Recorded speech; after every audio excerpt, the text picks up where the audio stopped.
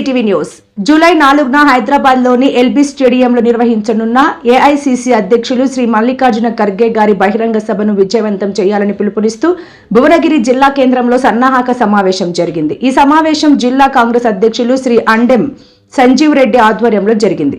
TPCC ఉపాధ్యక్షులు, ప్రధాన కార్యదర్శులు, భువనగిరి పార్లమెంట్ ఇన్ఛార్జీలు కోటంరెడ్డి వినయ్ రెడ్డి, బొద్దిరెడ్డి ప్రభాకర్ రెడ్డి, నూతి సత్యనారాయణ గౌడ్, ఈవి శ్రీనివాసరావు తదితరులు పాల్గొన్నారు.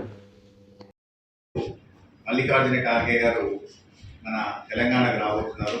దాని సందర్భంగా పిసిసి ప్రెసిడెంట్ మనకు పిసిసి నుండి వైస్ ప్రెసిడెంట్ను, అదేవిధంగా ముగ్గురు జనరల్ సెక్రటరీలను, వినయ్ రెడ్డి గారిని, అదేవిధంగా ప్రభాకర్ రెడ్డి గారిని, శ్రీనివాస్ గారిని, అదేవిధంగా సత్యనారాయణ గౌడ్ గారిని ఇన్ఛార్జీలుగా ఇక్కడికి పంపించడం జరిగింది. ఈ ఎంపీ కాన్ఫరెన్స్కి ఇంతకుముందే మేము ఎంపీ గారితో, అదేవిధంగా అందరు ఎమ్మెల్యేలతో కూడా మాట్లాడడం జరిగింది.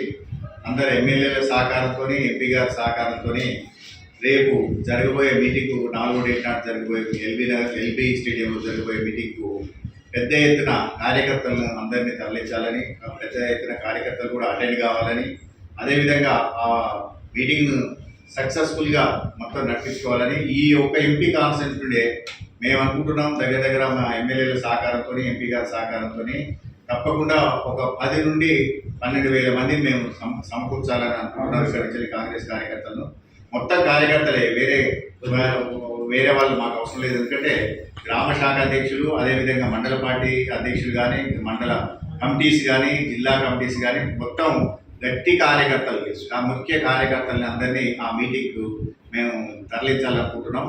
కాబట్టి స్వచ్ఛందంగా మాకు ఎవరి సహకారం లేకున్నా కూడా మా కార్యకర్తలు, కాంగ్రెస్ పార్టీ కార్యకర్తలు చాలా ఉత్సాహంగా ఉన్నారు.